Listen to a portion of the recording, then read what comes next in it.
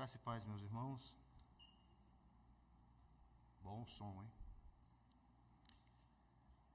É sempre um prazer estar aqui nesta que é a minha igreja. Estamos ali trabalhando no reino do Senhor, ali no bairro Wilda. O Senhor tem nos abençoado e a gente tem sempre prazer em dizer que esta é a nossa igreja, a igreja do Jardim América. Meus irmãos, vamos abrir a palavra do Senhor no Salmo de número 110. Salmo de número 110. Peço que vocês, talvez a versão que você tem na sua mão seja um pouquinho só diferente, então está sendo projetado na versão NAA, na qual eu estarei lendo. Salmo de número 110, diz assim a bendita palavra do Senhor. Salmo de Davi. Disse o Senhor ao meu Senhor: sente-se à minha direita, até que eu ponha os seus inimigos por estrado dos teus pés. O Senhor lhe enviará de Sião o cetro do poder, dizendo: domine entre os seus inimigos. O seu povo se apresentará voluntariamente no dia em que você manifestar o seu poder com santos ornamentos, como o orvalho do alvorecer virão os seus jovens. O Senhor jurou e não voltará atrás. Você é sacerdote para sempre, segundo a ordem de Melquisedeque. O Senhor, à sua direita, no dia em que se irá, esmagará os reis. Ele julgará entre as nações, enchendo-as de cadáveres, esmagará cabeças por toda a terra. No caminho, beberá água na torrente e passará de cabeça erguida. Vamos orar mais uma vez. Pai, nós bendizemos ao Senhor por esta manhã em que podemos, ó Deus, constatar, e sempre é assim, que as tuas misericórdias se renovam a cada manhã. Te dou graças, ó Deus, por estar aqui nesta localidade que tanto amamos, com os nossos queridos irmãos. Mas, ó Senhor Deus, nós precisamos ouvir a tua palavra. Que em nome de Jesus, Pai, o Senhor nos ajude. Que teu Espírito Santo desvende, ó Deus, os nossos olhos para que nós possamos contemplar as maravilhas da tua lei. Em nome de Jesus nós te oramos. Amém. Meus irmãos, toda a liturgia já foi voltada para este salmo que nós podemos constatar agora. E o Salmo 110, meus irmãos, ele é um dos salmos mais importantes da palavra do Senhor, um dos mais importantes da Bíblia. Tanto é assim que ele é o texto do Antigo Testamento que é mais vezes citado no Novo Testamento, dada a sua importância. São muitas as vezes que o Novo Testamento aplica este salmo para nos ensinar a respeito do nosso Salvador, a respeito de Jesus Cristo. E de fato, este é um salmo absolutamente maravilhoso e que às vezes a gente passa por ele sem perceber a importância que ele tem para nós. Mas para que nós possamos compreender um pouquinho mais deste salmo, das preciosidades que tem aqui, nós precisamos de algumas informações preliminares, algumas coisas que precisam ser ditas anteriormente para que a gente possa entender. O que nós temos aqui diante de nós, meus irmãos, é uma conversa na qual Yahvé, o Senhor, e se você observar na sua Bíblia, escrito em letras, todas as letras em caixa alta, é uma conversa entre Yahvé, o Deus Todo-Poderoso, aquele que nós chamamos de Deus Pai.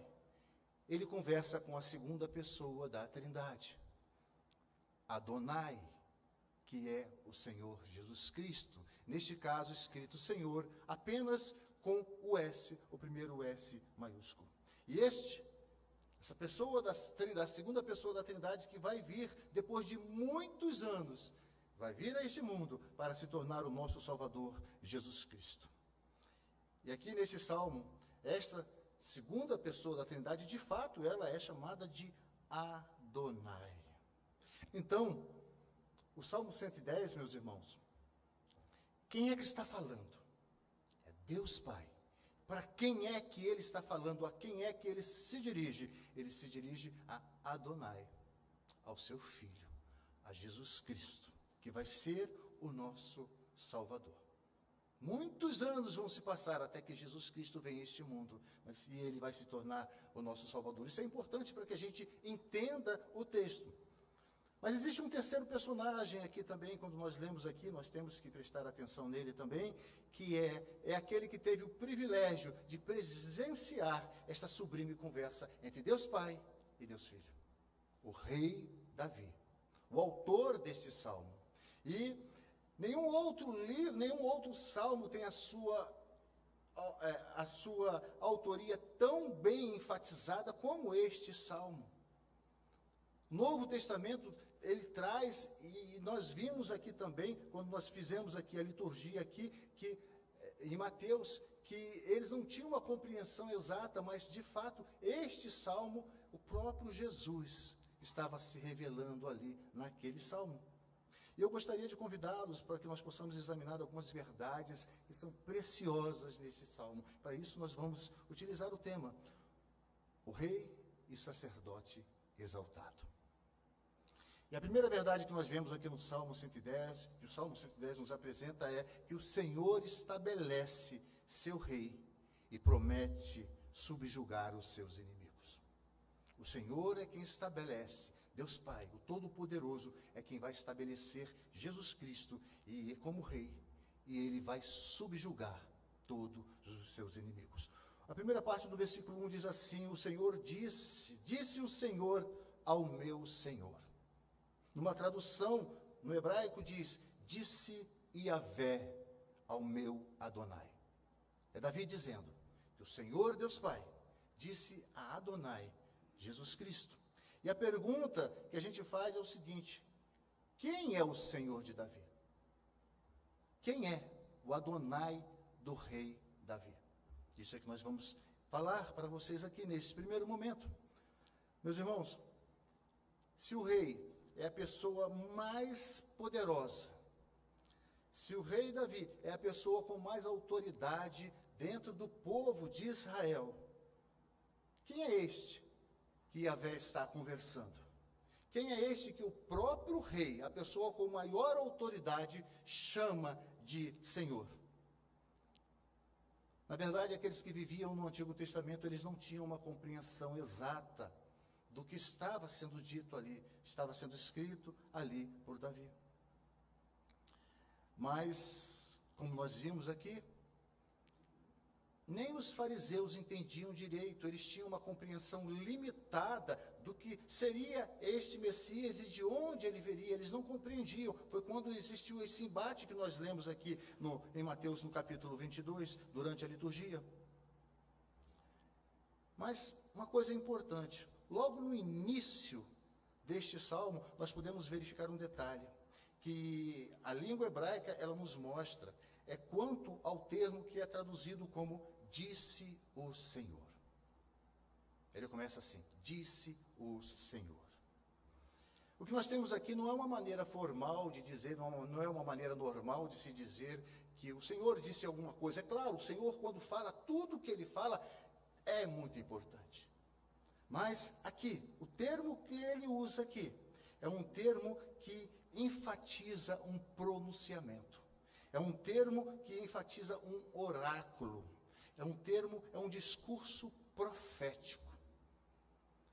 É uma declaração solene. Então ele não, claro que como eu falei, tudo que o Senhor fala, mas aqui ele está enfatizando uma coisa muito importante. E qual é essa declaração solene que ele faz? O que é que o Senhor, Deus, falou para o seu Filho Jesus Cristo lá na eternidade? Ele disse o seguinte: senta-se à minha direita até que eu ponha os teus inimigos por estrado dos teus pés. Sentar-se à direita de Deus aponta para a exaltação de Cristo.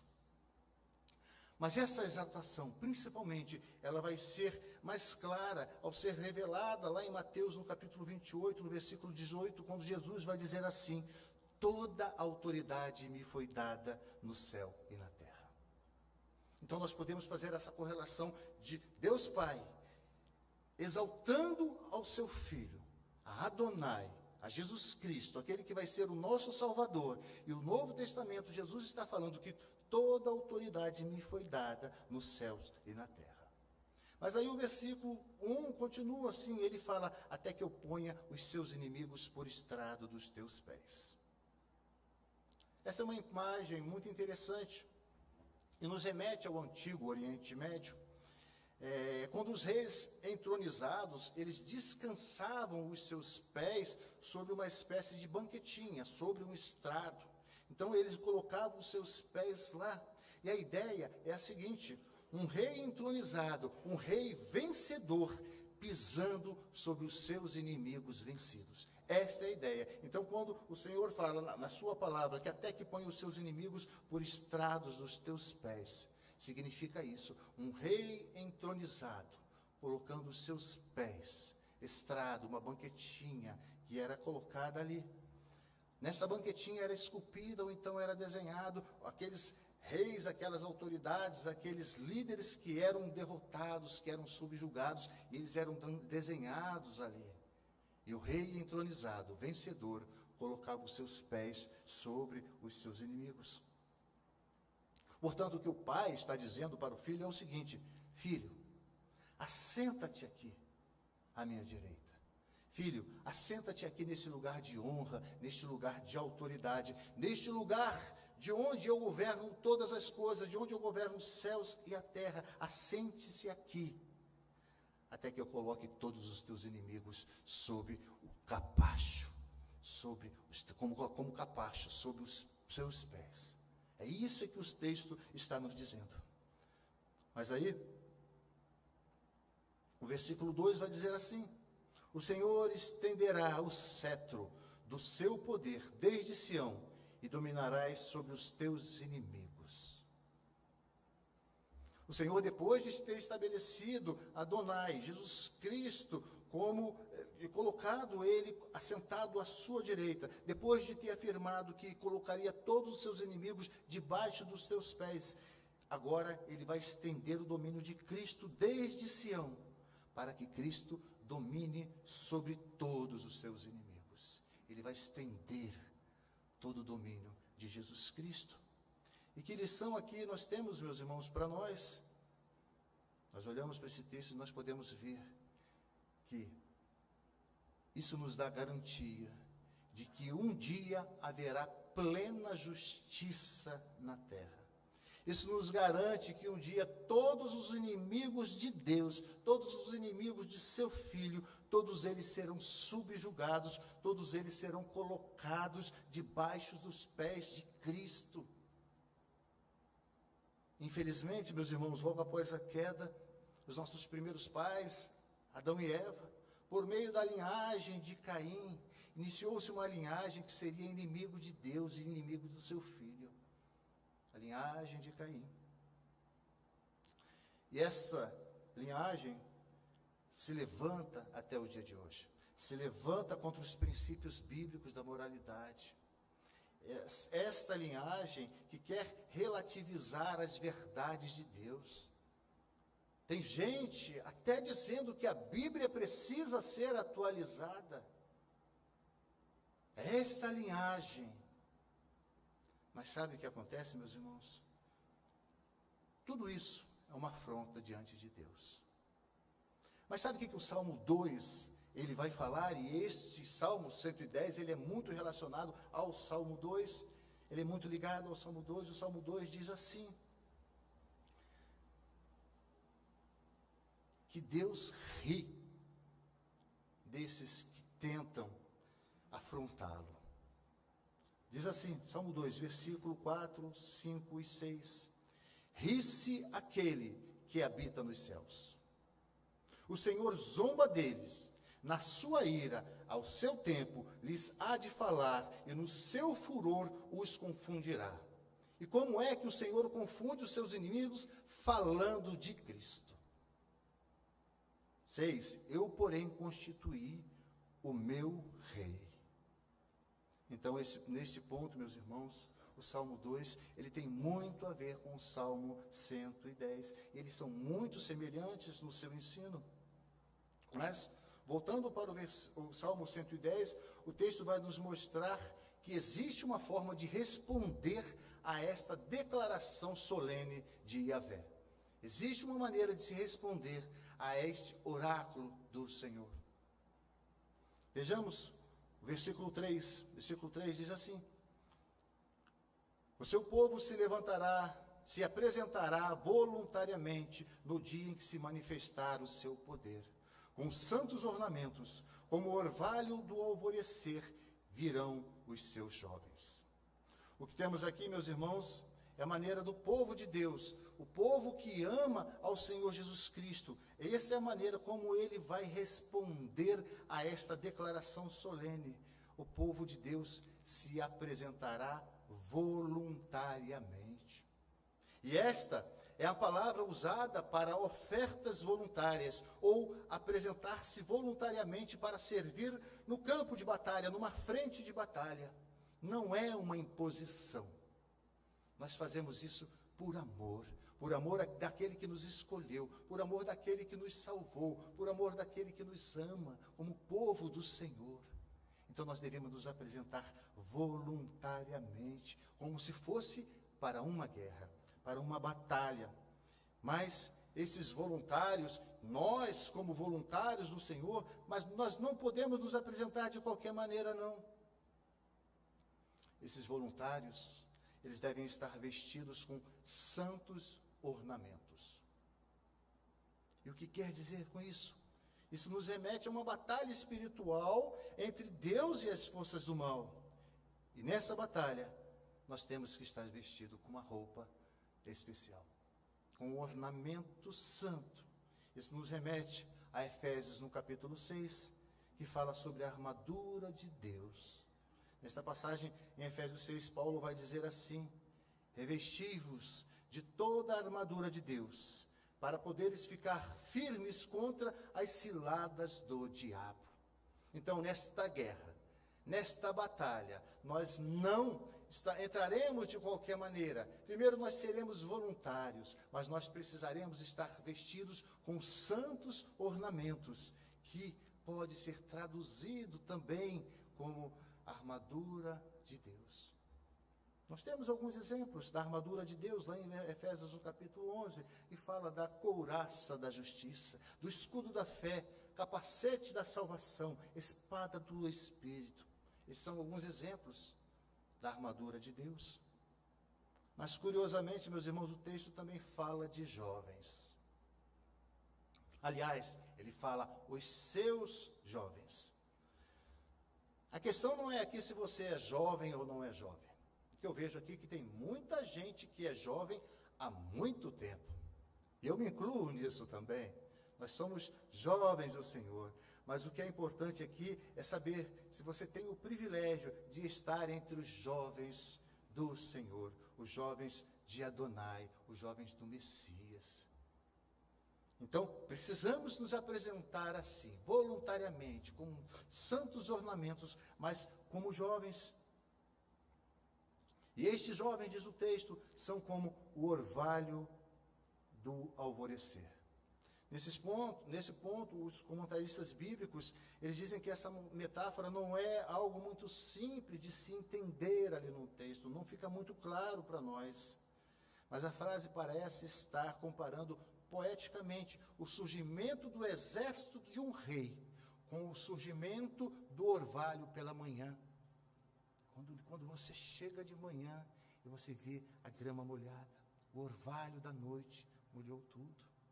É assim que o texto nos apresenta aqueles que são voluntários, aqueles que estão vestidos de maneira adequada e se apresentam como jovem, como o exército que aparece pela manhã. O fato, meus irmãos, é que, seja um sentido ou outro, o Senhor tem um grande carinho pelos jovens. Você que é jovem, agora jovem mesmo, dedique-se ao Senhor. Tenha uma vida voltada para o Senhor, para o reino do Senhor. Eu digo isso para os meus filhos, eu tenho 2 filhos jovens. Sirvam ao Senhor com alegria, amem ao Senhor, amem a sua palavra, amem a igreja do Senhor Jesus. O apóstolo João, ele escreveu: jovens, eu vos escrevi isso porque sois fortes, e a palavra de Deus permanece em vós, e tendes vencido o maligno. E essa é a imagem dos guerreiros do Senhor. Homens e mulheres, jovens como nós, revestidos da armadura de Deus. E essa é a resposta do povo de Deus. É um povo que se apresenta voluntariamente, é um povo que veste santos ornamentos e que se apresenta como jovens, se apresentam como orvalho ao amanhecer, como um exército do Senhor que se apresenta.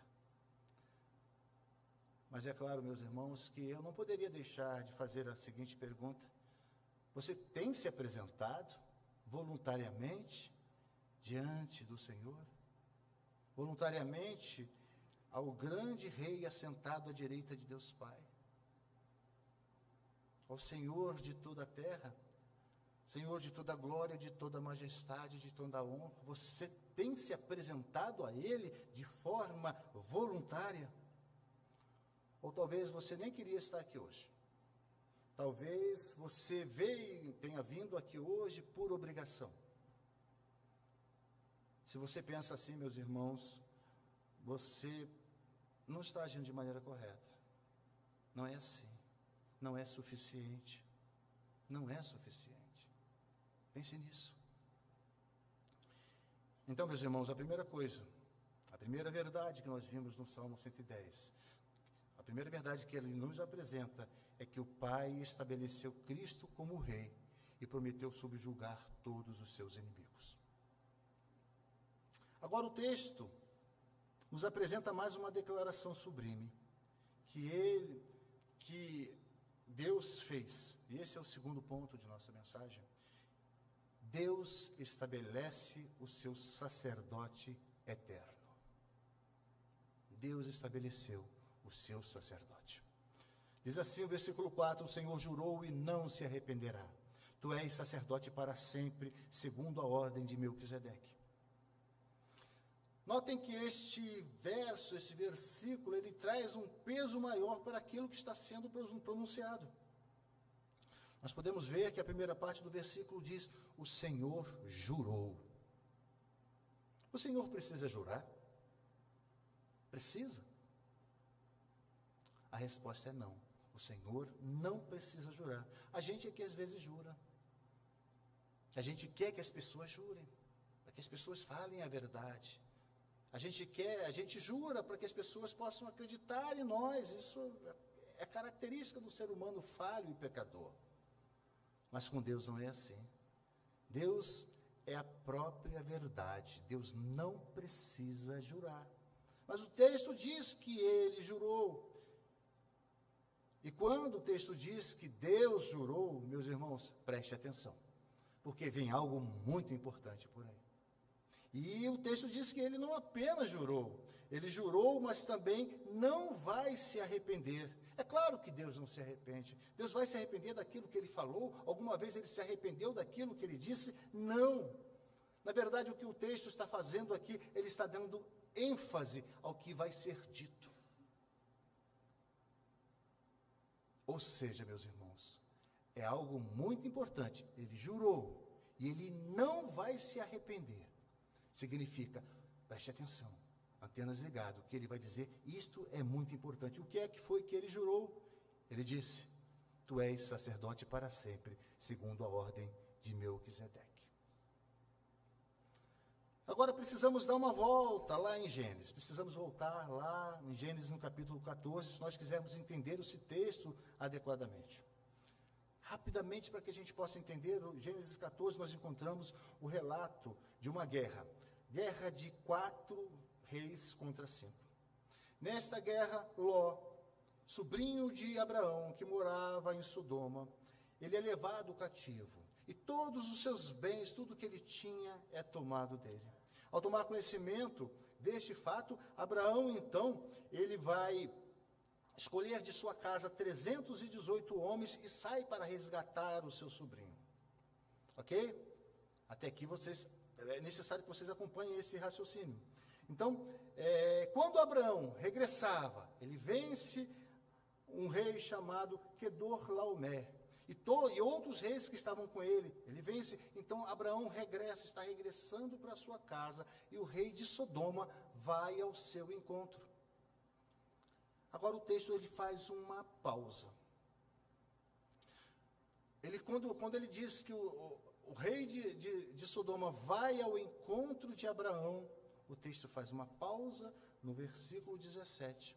E este mesmo pensamento só vai voltar lá no versículo 21. E a gente vai entender isto.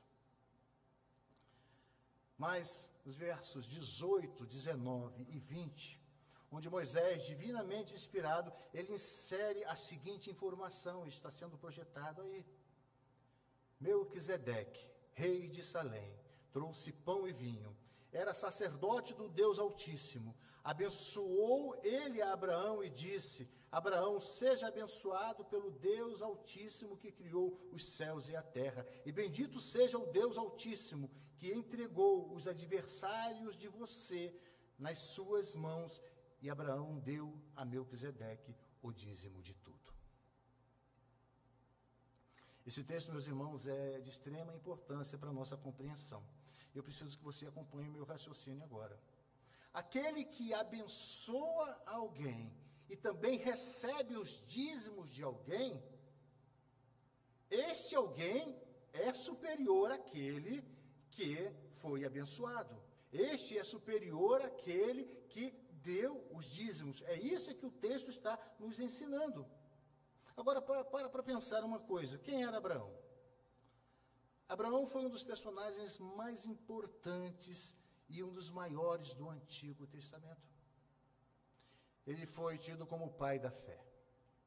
Ele é o pai do judaísmo. Ele é o pai do cristianismo. Ele é aquela pessoa a quem Deus Pai se vira para ele e fala: em ti serão benditas todas as famílias da terra. Então, meus irmãos, Abraão é um homem grandioso. Mesmo sendo um homem grandioso, Abraão tinha alguém que estava acima dele, Melquisedeque, que o nome significa rei de justiça, que aqui é apresentado no texto como rei de Salém, antiga Jerusalém, rei de Salém, que significa rei da paz.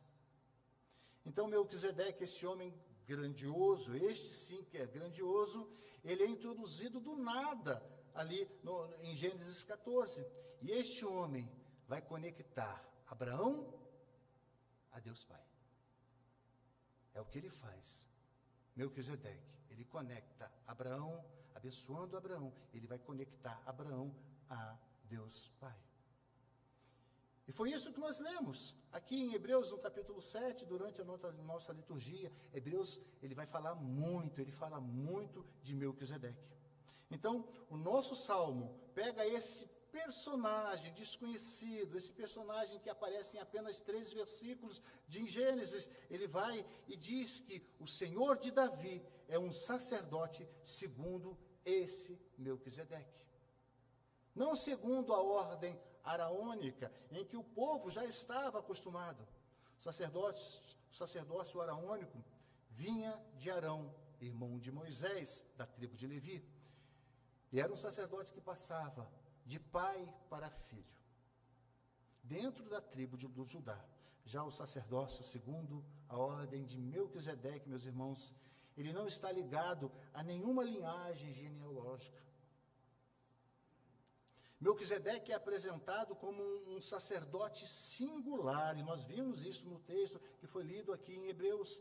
Não há menção de sua origem, não há menção de sucessores. Melquisedeque simboliza, assim, um sacerdote que é eterno e superior. O fato de não ter menção de sua origem, não ter menção de sucessores, sim, o que significa isso? Significa que é um sacerdócio eterno e é um sacerdócio superior ao araônico. Em outras palavras, meus irmãos, o sacerdócio araônico, ele era temporário e imperfeito. Mas este sacerdócio araônico, ele apontava para aquele que seria um sacerdócio perfeito. Esse sacerdócio perfeito, que tinha Jesus Cristo como sumo sacerdote. Esse sim, é um sacerdócio eterno, universal e perfeito. É por meio dele que nós fomos conectados a Deus Pai. Então, Abraão foi conectado a Deus e nós somos conectados ao Senhor, Deus Pai também. Não por um sacrifício de animais, mas pelo sacrifício próprio do Senhor Jesus Cristo, que derramou o seu sangue e apresentou o seu sangue como atestado de óbito. Aquele que era inocente morreu por aqueles, e nós estamos incluídos nisso, que eram pecadores, que estavam banidos da presença de Deus. Este sacerdócio, da linhagem de Melquisedeque, Jesus Cristo, então vai nos conectar com Deus. Ele é que faz tudo isso. Esse é o nosso Senhor Jesus Cristo, um sacerdócio segundo a linhagem, segundo a ordem de Melquisedeque. Meus irmãos, esse texto, desde o início, ele vem criando uma expectativa crescente. Nos primeiros versículos, nos é apresentado o Messias como rei. E como nós devemos responder a isso voluntariamente, estão lembrados? Nós falamos sobre isso. E depois o texto fala, e nós acabamos de falar sobre isso, Jesus Cristo como um sacerdote eterno, aquele que é da linhagem de Melquisedeque.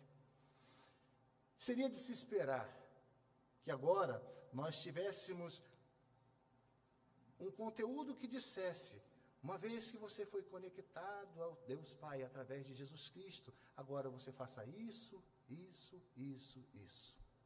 Mas não é isso que o texto faz. Então o texto ele vai quebrar a nossa expectativa. O Salmo então ele se volta novamente para Jesus como rei entronizado.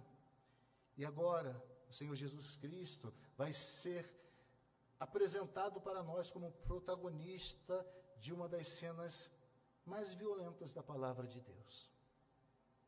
Essa é a terceira e última lição de nossa mensagem. O Senhor, Yahvé, Deus Pai, o Senhor atribui a Cristo o julgamento final. O texto, nos versículos 5 e 6, vai dizer o seguinte: o Senhor à sua direita, no dia em que se irá, esmagará os reis. Ele julgará entre nações, enchendo-as de cadáveres. Esmagará cabeças por toda a terra. O que temos aqui, meus irmãos, não é a imagem de Jesus Cristo que nós estamos acostumados a ver. Nós entramos no mês de dezembro, Natal, é Natal. Nós vamos ver muita coisa pela televisão, presépios sendo formados em muitos lugares. Aquele Jesus criança, o menino Jesus, claro que isso tudo é importante. É óbvio que isso é importante para nós. Mas a palavra de Deus fala muito mais da morte e sacrifício de Jesus Cristo do que do seu próprio nascimento. Então, aquela imagem que nós estamos acostumados a ver, ela agora vai ser apresentada de uma outra forma. Um verdadeiro retrato de quem é o Jesus Cristo a quem nós servimos. Quando nós podemos fazer uso, mais uma vez, do Salmo de número 2, no seu versículo 12, que diz assim: beijem o Filho, está falando de Jesus Cristo. Beijem o Filho, para que não se irrite, e não pereçam no caminho, porque em breve se acenderá a sua ira. Em breve se acenderá a sua ira. O Salmo 2, ele avisou que um dia a ira do Senhor vai se acender. Mas o Salmo de número 110, agora vai descrever o que vai acontecer de fato. Ele vai esmagar todos os poderosos que se levantaram contra ele. Todos serão esmagados, todos serão destruídos. Todos serão destruídos. Muitas vezes o Senhor utilizou-se de reis humanos para trazer juízo sobre a terra, sobre as nações. Mas aqui no nosso texto, o que se aplica a Jesus, o verso 6 diz que, e prevê que o juízo acontecerá no final dos tempos. Isso tudo vai acontecer, é um oráculo, é uma declaração do Senhor. E isto vai acontecer. Meus irmãos, Jesus vai acertar contas com todos aqueles que se levantaram contra eles, com todos aqueles que rejeitaram ao Senhor Jesus Cristo. O Senhor vai acertar contas com todos esses. O Senhor Jesus Cristo, Rei dos Reis, Senhor dos Senhores, Ele também é aquele que vai destruir pessoas. Ele vai destruir pessoas. Na sua primeira vinda, Jesus Cristo veio como sacerdote. Na sua primeira vinda, ele veio como sacerdote, segundo a ordem de Melquisedeque. Ele se ofereceu como o próprio sacrifício por todos nós que fomos escolhidos pelo Senhor. Ele veio como sacerdote. Mas na sua segunda vinda, meus irmãos, vai ser diferente. Ele não virá mais como um cordeiro. Ele virá como um leão, ávido por atacar. Ele virá como um guerreiro implacável. Esse é o Jesus que nós esperamos na sua segunda vinda. Não mais como um cordeiro, mas como um leão, pronto a atacar. Essa é a imagem do nosso Senhor Jesus Cristo. Interessante que no livro de Apocalipse tem uma imagem que também é muito dura.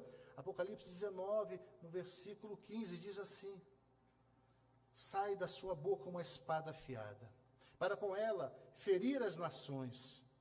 E vejam a semelhança com o Salmo 110 agora. Ele mesmo regerá com cedro de ferro e pessoalmente pisará o lagar do vinho do furor da ira do Deus Todo-Poderoso. O Senhor vai pisar o lagar da ira de Deus. O lagar era aquele local onde as pessoas colocavam as uvas para que fossem pisadas para fazer o vinho. Então, meus irmãos, a ideia é esta. Isso aponta para Cristo pisando nos seus inimigos e deixando cadáveres por toda a terra. Então, o texto termina: no caminho beberá na torrente e passará de cabeça erguida. Segundo alguns estudiosos, temos aqui um versículo difícil. Segundo James Hamilton, um comentarista muito utilizado hoje, muito conhecido no nosso meio, esse versículo é bem mais compreendido à luz das declarações do Salmo 1, versículo 3. Nessa interpretação, ele diz assim: a água corrente relembra os ribeiros de água, onde o Senhor é renovado como uma árvore plantada junto desses ribeiros. Então, o Salmos primeiro, também ele está, segundo James Hamilton, também relacionado ao Salmo de número 110. É como se dissesse que o Senhor Jesus, ele bebe da água de ribeiros, e ele é como a árvore plantada junto a esse ribeiro. Essa é a imagem. Mas existe uma outra possibilidade também, e nós encontramos isso na Bíblia, no comentário da Bíblia de Estudo, Thomas Nelson, que diz o seguinte, que no mundo antigo, lá no mundo antigo, um guerreiro beber água em uma terra estrangeira podia ser visto como um ato de agressão, um ato de superioridade. E também isso é aceito como uma interpretação possível deste versículo. De uma forma ou de outra, meus irmãos, o rei, que também é um sacerdote eterno, um grande rei, um grande guerreiro, ele sacia a sua sede e continua a sua batalha de cabeça erguida. Esse é o nosso Senhor Jesus Cristo. E como conclusão de nossa exposição, meus irmãos, vimos que o Salmo 110, ele exalta a soberania e o sacerdócio eterno do Messias, que é aquele que foi declarado Rei à direita de Deus Pai, e o sacerdote segundo a ordem de Melquisedeque. Então, o Salmo 110, meus irmãos, ele ainda destaca a vitória de Cristo sobre os seus inimigos lá no final. E nós presenciaremos isto, a vitória final de Jesus Cristo, com toda a sua autoridade. Isso vai acontecer lá, quando ele julgar definitivamente todos os seus inimigos. Esse é o nosso Senhor que é apresentado no Salmo de número 110. Embora tenhamos já feito algumas aplicações desta mensagem no decorrer da mensagem, eu quero fazer uma pergunta para você. Esse é o Jesus que você crê? Você conhecia o Jesus nosso Jesus Salvador, desta maneira? Como aquele que vem para julgar? Como aquele que vem como um guerreiro invencível? Pois é esse Jesus que o Salmo 110 está apresentando. Mas perceba, meus irmãos, o Salmo 110 ele coloca diante de nós duas possibilidades. Ou você se apresenta voluntariamente, vestidos com santos ornamentos, como um jovem diante do Senhor, ou você se apresenta dessa maneira para o Senhor, ou você é um rebelde e será tratado como um tal. Que não seja assim. Que você de fato seja um servo voluntário do Senhor. Ou você entrega a sua vida voluntária para viver para a glória do nosso Senhor. Ou você terá que encarar o Jesus Cristo cheio de ira. É isso mesmo que a palavra de Deus diz. Ele vai pisar o lagar da ira do nosso Deus. De que lado você estará nessa história? Que você esteja no dia da volta do Senhor Jesus Cristo, que você esteja no lado certo da história, no lado de Jesus Cristo, vencedor, invicto, todo-poderoso, Rei de Israel. Que seja assim na sua vida. Que você seja um guerreiro do Senhor. E que você olhe para o Salmo 110, a partir de hoje, e veja quem é o Senhor do rei Davi. Que você não tenha dúvida de quem é Yahvé, que está falando lá com o Senhor Jesus Cristo. 1000 anos antes de Davi acontecer, de Davi vir a este mundo. Então, meus irmãos, que Deus possa nos abençoar. Que o Senhor, que o Espírito Santo de Deus aplique a sua palavra aos nossos corações. E que nós possamos dar toda a glória, toda a honra, todo louvor a esse Deus maravilhoso. Que possamos com alegria vivermos, cantarmos, cultuarmos a este Deus maravilhoso. Que é um Deus de fato que estaremos comemorando, sim, no Natal. Mas que você saiba que Ele vai voltar, e Ele vai voltar como um Rei implacável. Que Deus abençoe a sua vida, curve a sua cabeça, vamos orar mais uma vez. Pai, muito obrigado, ó Deus, porque o Senhor tem falado ao meu coração. Espero, ó Deus, que o Senhor fale ao coração da tua igreja. Aplica, Senhor Deus, esta palavra. Nós te damos graças, ó Deus, porque hoje nós podemos contemplar Jesus Cristo entronizado à tua direita, ó Pai. E, ó Deus, Ele intercede por nós, como sumo sacerdote perfeito e eterno, segundo a ordem de Melquisedeque. E, ó Deus, nós ansiamos, ó Deus, em um dia estarmos diante do Senhor, na vinda do Senhor, do lado do Senhor. Que seja assim, ó Deus, com todos nós que amamos ao Senhor e que aguardamos ansiosamente pela sua vinda. Abençoa, Senhor Deus, essa igreja. Nós oramos no nome santo e precioso de Jesus